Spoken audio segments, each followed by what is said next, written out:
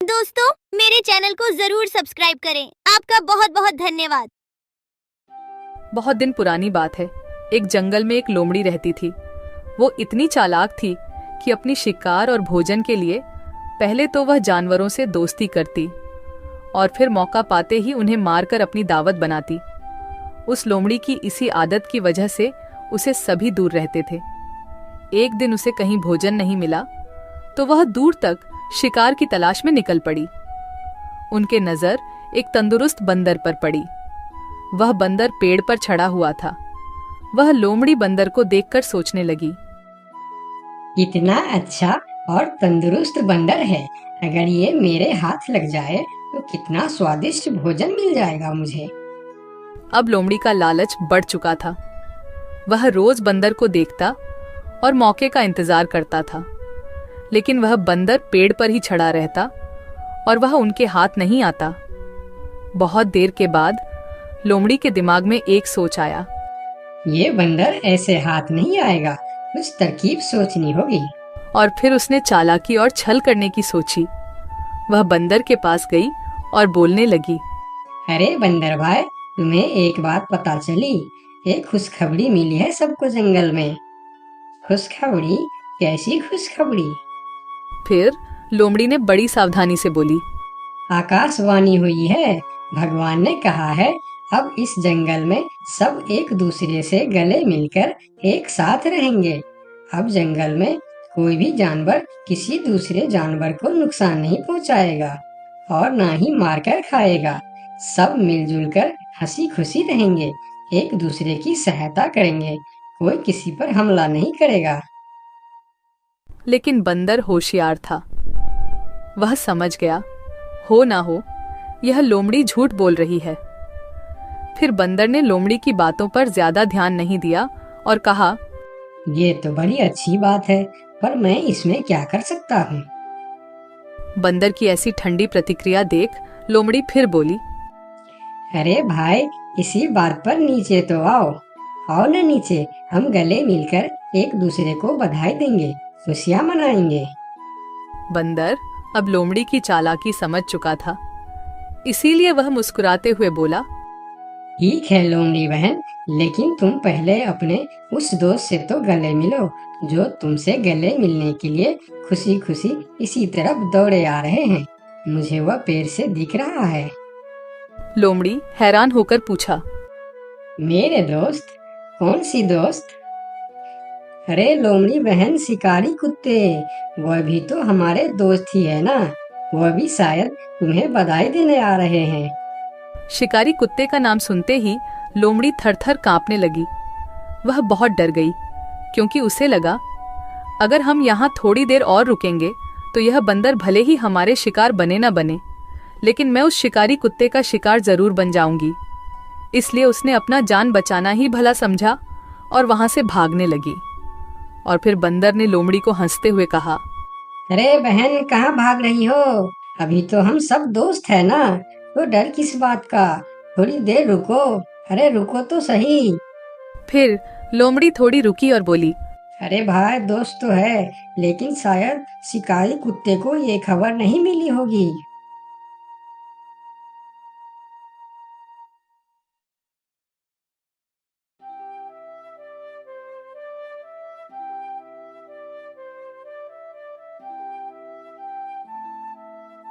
एक समय की बात है, लक्ष्मीपुर के जंगल में बहुत से पशु पक्षी रहा करते थे।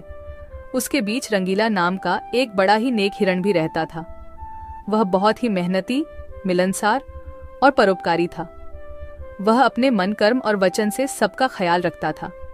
किसी का स्वास्थ्य खराब होने पर वह हालचाल लेने के साथ साथ उसके उपचार की भी व्यवस्था करता था। वह जहां रहता था वहां अपने मेहनत से चारों तरफ हरियाली रहता था। एक बार रंगीला स्वयं बीमार पड़ गया। उसे ऐसा बुखार चढ़ा कि उतरने का नाम ही नहीं ले रहा था। उसने स्वयं कुछ जड़ी बूटियां खाई, लेकिन कोई लाभ नहीं हुआ। उनकी बीमारी की खबर पूरा जंगल में फैल गई थी, लेकिन उसे देखने के लिए कोई नहीं आया। तब उसका मन अधिक मुरझा गया। उसे उठा नहीं जा रहा था। फिर भी वह उठकर थोड़ा आगे आया और उसने देखा कि 2 हिरण उनके इलाके में आ गए थे। वह उनके बड़ी बड़ी हरी हरी घास खा रही थी। उन्होंने जब रंगीला को देखी तो मुस्कुराने लगी। अरे रंगीला, कैसी है तुम्हारी तबीयत? हम लोग तो तुमसे ही मिलने आए हैं, तुम्हारा हालचाल जानने आए हैं। हाँ रंगीला, मैंने सुना तुम्हारी तबीयत बहुत खराब है, तो हमसे रहा नहीं गया, इसीलिए चले आए हैं। अब बताओ, कैसी तबीयत है तुम्हारी? तबीयत में कुछ सुधार नहीं आया है, अब कोई दूसरी दवा लेनी पड़ेगी। हाँ हाँ, अच्छी दवा लेना और अपनी ख्याल रखना। अब तुम आराम करो, हम चलते हैं। रंगीला मुड़कर अपनी घर के तरफ चला गया और इधर दोनों हिरण फिर से रंगीला के इलाके के हरे हरे घास खाने लगी। हमने इस जगह के बारे में जितना सुना था उससे कहीं ज्यादा पाया। रंगीला ने बड़ी मेहनत से ये गुलशन सजाया है। चारों तरफ हरियाली ही हरियाली है, देखकर और खाकर तबीयत खुश हो गई। अभी पेट भरकर खा लेता हूँ, फिर कल रंगीला से मिलने के बहाने आ जाऊंगा। हमें रंगीला से क्या काम, हमें तो यह हरियाली खींच लाई है। चलो, हम फिर कल आएंगे रंगीला से मिलने के बहाने। जब दोनों हिरण का पेट भर गया तब वह वहां से चले गए और अपने इलाके में जाकर वह रंगीला के इलाके के हरे हरे घास के बारे में तारीफ करने लगे। अरे भाई, यहाँ सूखे घास खाकर पड़े हो, वहाँ जाओ रंगीला के दरबार में, रंगीला का हालचाल पूछो और पेट भर के हरे हरे घास खाओ। बहुत अच्छा है रंगीला, उसके बीमार होने पर भी हमें हरे हरे घास खाने के लिए मिल रहे हैं। रंगीला बहुत अच्छा है, बड़ा ही नेक हिरन है, उसके बीमार होने पर भी हमें हरे हरे घास खाने के लिए मिल रहा है। इससे अच्छी बात और क्या हो सकती है। वहां बहुत सारे हिरण की टोली बन गई। वह सब रंगीला के पास पहुंच गए और रंगीला का हालचाल पूछने लगे। पहले तो रंगीला को इस बात की बहुत खुशी हुई कि कितने सारे लोग इनके हालचाल पूछने आ गए, लेकिन उसके बाद का नज़ारा देखकर रंगीला का सर चकरा गया। सारे हिरण उनके इलाके के घास खाने में जुट गए थे। कुछ हिरण तो फल भी खा रहे थे। उनके पास सर उठाकर इधर उधर देखने की भी फुर्सत नहीं थी। रंगीला बेचारा मन ही मन सोचने लगा कि यह लोग मेरे पास 2 घड़ी भी नहीं रुके और घास खाने में जुट गए। अगर यही हाल रहा तो मेरे इलाके के सभी घास खत्म हो जाएंगे, मेरे खाने के लिए भी कुछ नहीं बचेगा। लेकिन उसके थोड़ा देर बाद ही उनका मित्र भालू वहां आ गया। उसके आने में देर हो गया था। माफ करना दोस्त, मुझे आने में देर हो गई है। तुम्हारे लिए औषधि लाने बहुत दूर चला गया था। औषधि तो मिल गई, लेकिन आने में थोड़ी देर हो गई। ये जड़ी बूटी तुम जल्दी खा लो और जल्दी से ठीक हो जाओ मेरे दोस्त। रंगीला ने वह औषधि खाई और कुछ देर बाद ही उसे आराम मिलने लगा। उसका दोस्त भालू उनके साथ ही रुका रहा और 2 दिन के बाद रंगीला का तबीयत ठीक हो गई। लेकिन उनके खाने के लिए न कोई घास बचा था, न कोई फल बची थी। उनकी सारी मेहनत पर पानी फिर गया था। वह बहुत उदास हो गया। दोस्त रंगीला, मैं जानता हूँ ये मतलब का संसार है। ज्यादातर यहाँ सब दोस्ती दिखावा का ही करते हैं। सब अपने फायदे की सोचता है। तुम चिंता मत करो, हम दोनों मिलकर यहाँ फिर से अपना गुलशन सजाएंगे, एक नई दुनिया बनाएंगे। इस कहानी से हमें यह सीख मिलती है कि मन में कपट रखने वाला मित्र शत्रु से भी ज्यादा खतरनाक होता है। बहुत साल पहले की बात है। लक्ष्मी नगर में एक बहुत बड़ा जंगल हुआ करता था। उस जंगल में शेर खान नाम का एक शेर रहता था। वह जंगल का राजा था। उसके शासनकाल में जंगल के सभी जानवर सुखी और शांति से रहते थे। यदि जंगल में कोई भी जानवर गलत काम करता तो शेर खान उसे दंड देते थे। वह कमजोर जानवरों की रक्षा भी करते थे। एक दिन शेर खान अपने गुफा के सामने बैठे थे। तभी उसका दोस्त भालू उसके पास आया। फिर दोनों दोस्त मिलकर जंगल और जंगल के जानवरों के बारे में आलोचना करने लगे। मैं इस जंगल का सबसे शक्तिशाली जानवर हूँ। मेरे सामने जंगल का कोई भी जानवर टिक नहीं सकता। क्या कहते हो भालू भाई? ये तो तुमने बिल्कुल ठीक कहा, लेकिन हाथी के सामने तुम बिल्कुल चूहे जैसे दिखते हो। क्या ठीक कहा ना मैंने, शेर खान? भालू की बात सुनकर शेर खान बहुत क्रोधित हो गए। भालू, तुम्हारी हिम्मत कैसे हुई मेरे बारे में इस तरह की बातें करने की? तुम्हें पता है तुम किसके सामने बात कर रहे हो? मैं इस जंगल का राजा हूँ। तुम मेरे दोस्त हो, इसीलिए तुम्हारे साथ मैं थोड़ा मजाक कर रहा था। तुम मेरे बात का बुरा मत मानना शेर खान। शेर खान नहीं, महाराज कहो महाराज। मैं इस जंगल का राजा हूँ, इसीलिए बाकी जानवरों की तरह तुम भी मुझे आज से महाराज कह के ही बुलाओगे। लेकिन शेर खान, हम दोनों दोस्त हैं, फिर भी तुम ऐसे क्यों बातें कर रहे हो? दोस्त है नहीं, दोस्त थे। आज से हमारी दोस्ती खत्म। आज के बाद मैं तुमसे कभी बात नहीं करूंगा। दोस्त कहकर मेरे सामने कभी मत आना। चले जाओ यहाँ से। अपने दोस्त का इस व्यवहार से भालू बहुत दुखी हुआ और वह वहां से चला गया। उसी जंगल में गोलू नाम का एक बंदर भी रहता था। वह दूसरों की चीज चुराकर भाग जाता था। एक दिन गोलू की चोरी करते समय शेर खान के एक सिपाही के द्वारा पकड़ा जाता है और उसे शेर खान के सामने विचार के लिए लाया जाता है। गोलू को देखकर शेर खान कहते हैं, गोलू, तुम्हारी चोरी की किस्से जंगल के दूर दूर तक मशहूर है। तुम जानवरों के घर में ही नहीं बल्कि मेरे दरबार में भी बहुत चीज चोरी की है। इसीलिए मैं तुम्हें पहाड़ से गिराकर मारने की सजा घोषित करता हूँ। आज से ठीक 2 महीना बाद तुम्हें पहाड़ से गिराकर मार दिया जाएगा। अपनी मौत की सजा सुनकर गोलू बहुत रोने लगा और बोला, महाराज, मैं अब कभी चोरी नहीं करूंगा। मुझे माफ कर दीजिए महाराज। मेरे घर में छोटे छोटे बच्चे हैं, मुझे छोड़ दीजिए महाराज। लेकिन शेर खान ने उसकी फरियाद नहीं सुना। तब एक सैनिक उसे ले जाकर जेल में बंद कर देता है। उधर गोलू का दोस्त भोलू को जब इस बात का पता चलता है तब वह गोलू से मिलने के लिए कैद खाने में पहुंच जाता है और उससे कहता है, देखा गोलू, तुम पकड़े गए ना। मैं तुम्हें कितनी बार कहा था कि चोरी करना छोड़ दो। अब क्या होगा बताओ, कैसे निकलोगे यहाँ से? ये सब छोड़ो भोलू भाई, जो होना था वो हो गया। मुझे तो बस अपने परिवार की चिंता हो रही है। काश मैं मरने से पहले उनके लिए कुछ कर पाता। मेरे छोटे छोटे बच्चे हैं, बीवी है, अब उन सब का क्या होगा?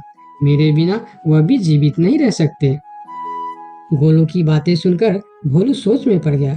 फिर वह शेर खान के पास गया और बोला, महाराज, मैं गोलू का दोस्त भोलू हूँ। मैं आपसे कुछ कहने आया हूँ। तो तुम गोलू का दोस्त भोलू हो? ठीक है, बताओ क्या कहना चाहते हो तुम? महाराज, मैं चाहता हूँ कि आप गोलू को कुछ दिन के लिए उसके परिवार के पास जाने दें ताकि वह मरने से पहले अपने परिवार के लिए कुछ इंतजाम कर सके। मरने वाले का आखिरी इच्छा पूरा कीजिए महाराज। आप एक बार उसके परिवार के बारे में भी सोचिए। गोलू ने जो किया उसमें उसकी परिवार की क्या गलती है?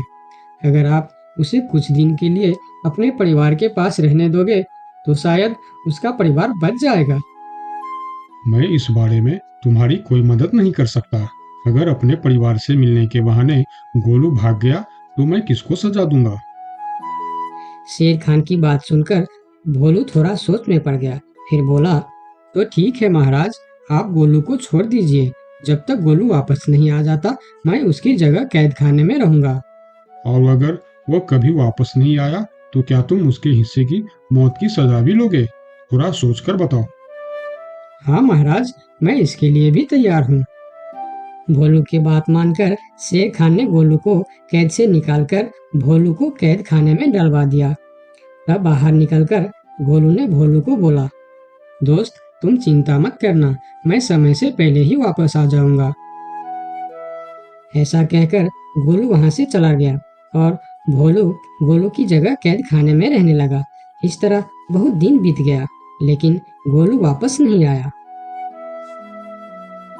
तब एक दिन शेर खान भोलू के पास आया। देखा बंदर, मैंने कहा था ना गोलू वापस नहीं आएगा। अगर कल सुबह तक गोलू वापस नहीं आया तो शर्त के अनुसार कल शाम के समय तुम्हें पहाड़ से गिरा दिया जाएगा।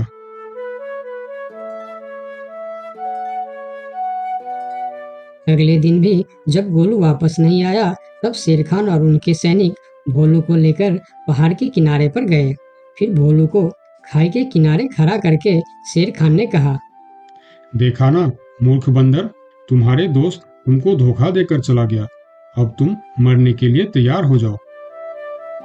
लेकिन इस बार भी गोलू नहीं डरा और बोला, कोई बात नहीं महाराज, मैं अपने दोस्त के लिए मरने के लिए भी तैयार हूँ। मैं यह जानकर बहुत खुश हूँ कि मेरा दोस्त अपने परिवार के साथ खुश है। मेरे आगे पीछे और कोई नहीं है, मैं तैयार हूँ महाराज। शेर खान और भोलू के बीच बातचीत चल ही रही थी कि तभी थोड़ी दूर पर गोलू उनके और आता हुआ दिखाई दिया। फिर पास आकर उसने बोला, तुम्हें ऐसा करने की कोई जरूरत नहीं है दोस्त। तुमने मेरे लिए जो किया उसके लिए तुम्हारा बहुत बहुत शुक्रिया। अब मैं अपनी सजा पूरी करने के लिए तैयार हूँ। महाराज छोड़ दीजिए मेरे दोस्त को। गोलू, तुम्हें वापस आने की क्या जरूरत थी? मैं यह सजा ले लेता था। तुम्हारे घर में छोटे छोटे बच्चे हैं, बीवी है, उनका क्या होगा? मेरे परिवार में मेरे अलावा और कोई नहीं है। इसीलिए यदि मैं मर भी जाऊं तो मेरे लिए किसी को कोई दुख नहीं होगी। तुम यहाँ से चले जाओ। नहीं दोस्त, गलती मैंने की है, इसीलिए सजा भी मुझे ही मिलनी चाहिए। उन दोनों की दोस्ती को देखकर शेर खान सोचने लगे, ये दोनों अपने दोस्ती के खातिर एक दूसरे के लिए जान देने के लिए तैयार है और मैं एक छोटी सी बात के लिए अपने सबसे अच्छे मित्र भालू से दोस्ती तोड़ दी। यह मैंने बहुत बड़ा गलती कर दी। मुझे इसका प्रायश्चित करना ही होगा। किसी को मरने की कोई जरूरत नहीं है। तुम दोनों की दोस्ती देखकर मैं गोलू की सजा माफ करता हूँ। और याद रखना गोलू, अगर तुमने फिर से चोरी की तो अगली बार मैं तुम्हारी सजा माफ नहीं कर पाऊंगा। नहीं नहीं महाराज, आज के बाद मैं फिर कभी ऐसा गलती नहीं करूंगा। आज से मैं ईमानदारी से मेहनत करके अपना परिवार चलाऊंगा। आपका बहुत बहुत धन्यवाद महाराज। ठीक है, अब तुम लोग यहाँ से जा सकते हो। उनके जाने के बाद शेर खान सीधा अपने दोस्त भालू के पास गया। भालू मेरा दोस्त, मैं यहाँ तुमसे माफी मांगने के लिए आया हूँ। मैंने जो उस दिन तुम्हारे साथ व्यवहार किया वह बहुत गलत था। मैं बहुत शर्मिंदा हूँ। मुझे माफ कर दो मेरे दोस्त। लेकिन महाराज, आपने तो कहा था। महाराज नहीं, शेर खान बोलो, शेर खान। आज से तुम मुझे महाराज नहीं, शेर खान ही बुलाओगे, क्योंकि दोस्त एक दूसरे के नाम लेकर ही बुलाते हैं। आज से तुम मेरे सबसे अच्छे दोस्त हो। गोलू और भोलू की दोस्ती देखकर शेर खान को अपनी गलती का एहसास हुआ और उसने भालू से माफी मांगी और दोनों फिर से दोस्त बन गए। तो दोस्तों, इस कहानी से हमें यह सीख मिलता है कि कभी कभी दूसरे के अच्छाइयों को देखकर भी हम अच्छा बन जाते हैं। इसीलिए हमें हमेशा अच्छे लोगों के साथ ही दोस्ती रखनी चाहिए और अच्छे अच्छे काम भी करनी चाहिए। आपका बहुत बहुत धन्यवाद। एक समय की बात है, लक्ष्मी नगर में एक बड़ा जंगल था। उस जंगल में सोनू नाम का एक हिरन रहता था, जिसे जंगल में रहते हुए काफी साल हो गया था। सोनू का इस दुनिया में कोई नहीं था। कुछ महीने पहले ही उसका माँ बाबा गुजर गए थे।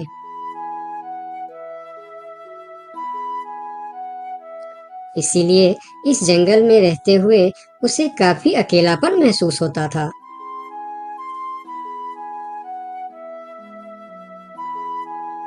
कितना बड़ा जंगल है हमारा, लेकिन फिर भी एक अजीब सा अकेलापन महसूस होता है। काश मेरा भी कोई दोस्त होता तो कितना अच्छा होता। तभी वहाँ से एक तेंदुआ और सियार गुजर रहे थे। सोनू को अकेला देखकर दोनों उसके पास आए और बोलता है, अकेले अकेले क्या कर रहे हो? हमसे दोस्ती कर लो, हम है ना तुम्हारे साथ रहने के लिए। क्या मैं तुम दोनों से दोस्ती कर लूं? तुम लोगों को काम है दूसरे को बेवकूफ बनाना और उनका खाना चुराना और परेशान करना। तुम दोनों से दोस्ती करके मैं गलत चीजों के अलावा और कुछ नहीं सीखने वाला। इससे अच्छा तो मैं अकेले ही ठीक हूँ। अब तुम दोनों यहाँ से जा सकते हो। अभी तो तुम हमारी दोस्ती को ठुकरा रहे हो, लेकिन वक्त आने पर तुमको हमारी दोस्ती की अहमियत पता चलेगी, देख लेना। ये कहकर वह दोनों वहाँ से चले जाते हैं। उन दोनों के चले जाने के बाद हिरन कुछ देर बाहर बैठा रहा। फिर धीरे धीरे शाम हो गई। तब हिरन भी घर के अंदर चला गया। अगले दिन सुबह जब हिरन अपने घर के बाहर बैठा था, तब हिरन ने देखा कि एक छोटा सा हाथी जो उसकी उम्र का था, वह धीरे धीरे उसके पास आ रहा है और उनके पास आके कहा, कैसे हो प्यारे हिरन? मेरा नाम गोलू है। मैं आज ही इस जंगल में आया हूँ। तुम्हारा नाम क्या है? क्या तुम इस जंगल में रहते हो? मेरा नाम है सोनू और इसी जंगल में मैं जन्म से ही रह रहा हूँ। तुम कहाँ से आए हो? तुम्हारे साथ और कौन कौन है? मैं पास की जंगल से आज ही आया हूँ। मेरा इस दुनिया में कोई नहीं है। क्या तुम यहाँ अकेले रहते हो? हाँ, मैं अकेला ही रहता हूँ। मेरा भी इस दुनिया में कोई नहीं है दोस्त। सोनू, क्या यहाँ कोई ऐसी जगह है जहाँ मैं अपना घर बनाकर रह सकूं? हाँ दोस्त, इस जंगल में ऐसे बहुत से जगह हैं जहाँ तुम घर बनाकर रह सकते हो। आओ मेरे साथ। फिर हिरन और हाथी जंगल के और भी अंदर चले गए, जहाँ हरियाली भी थी और जगह भी बहुत सुंदर थी। यहाँ तो मैं अपना पसंद का घर आराम से बना सकता हूँ। हाँ मेरे दोस्त, और इस काम में मैं तुम्हारी मदद करूँगा। नहीं प्यारे दोस्त, मैं अपना घर खुद बना लूँगा। मैं तुम्हारा फायदा नहीं उठाना चाहता। तुम मेरी बहुत मदद की है। ये सुनकर भी हिरन ने उसकी मदद करने का फैसला नहीं बदला और काम पर लग गए।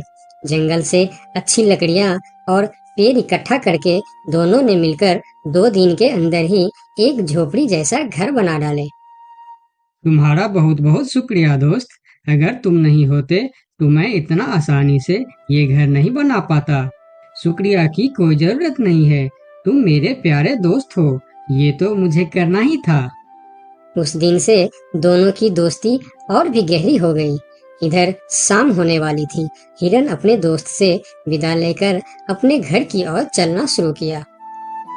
हिरन रोज हाथी के घर आता और दोनों सारा दिन साथ ही रहते थे। एक साथ खाते थे और मजे भी करते थे। एक दिन सोनू हिरन हाथी के घर नहीं आया तो उसे हिरन के लिए चिंता होने लगा। वह फिर चलकर हिरन के घर जा पहुंचा। अरे क्या हुआ दोस्त, तुम आज मेरे घर क्यों नहीं आए? तुम्हें ना देखकर मैं बहुत परेशान हो गया, इसीलिए मैं इधर चला आया। दोस्त, मेरा तबीयत खराब है। पूरे शरीर में बहुत दर्द हो रहा है। मैं ठीक से खड़ा भी नहीं हो पा रहा हूँ। हाथी आगे आया और हिरन के शरीर को छू कर देखा कि हिरन को तो बहुत तेज बुखार चढ़ा है। दोस्त, तुम्हें तो बहुत तेज बुखार है, लेकिन ये सब अचानक कैसे हो गया? ये कहकर हाथी ने थोड़ा देर सोचा और बोला, मैं अभी आता हूँ। तुम बिल्कुल चिंता मत करना, तुम ठीक हो जाओगे। इतना कहकर हाथी वहाँ से चला गया और सोनू हिरन उसका इंतजार करने लगा। लेकिन कई घंटे गुजर जाने के बाद भी हाथी नहीं लौटा। हिरन निराश होकर बैठा रहा।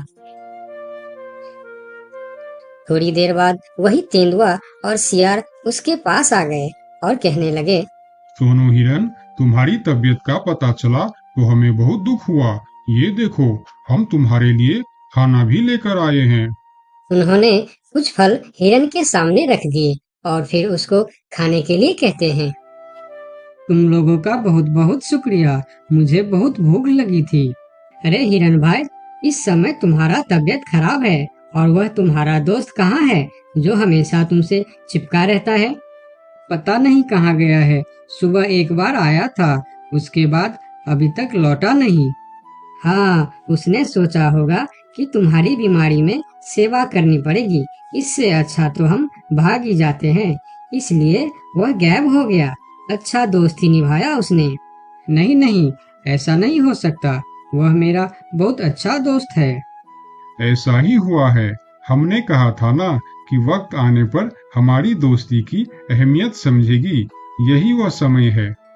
उनकी बात सुनकर सोनू हिरन को बहुत दुख हुआ। फिर वह वहां से चला गया। धीरे धीरे शाम हो गई, लेकिन हाथी का कोई अता पता नहीं था। हिरन के तबीयत में भी कोई सुधार नहीं हुआ। अगले सुबह फिर से वह दोनों हिरन के घर पर आए। आज भी दोनों ने हिरन के लिए कुछ फल लेकर आए थे। हिरन बहुत खुश होकर खाने लगा। उसे अपने आप पर शर्म आ रहा था कि जिन जानवरों को वह बुरा भला कह रहा था, आज मुसीबत में वही उसके काम आ रहे हैं। वह हर बार उनका शुक्रिया कर रहा था और माफी भी मांग रहा था। फिर थोड़ी देर बात करके दोनों वहां से चले गए। कब तक हम इनकी नौकरी करते रहेंगे? अब अपने योजना को अंजाम देने का समय आ गया है, नहीं तो बहुत देर हो जाएगा। हाँ, तुमने बिल्कुल ठीक कहा। अब हमें और समय नष्ट नहीं करना चाहिए। आज ही हमें कुछ निर्णय लेना ही पड़ेगा। चलो चलते हैं शेर सिंह के पास।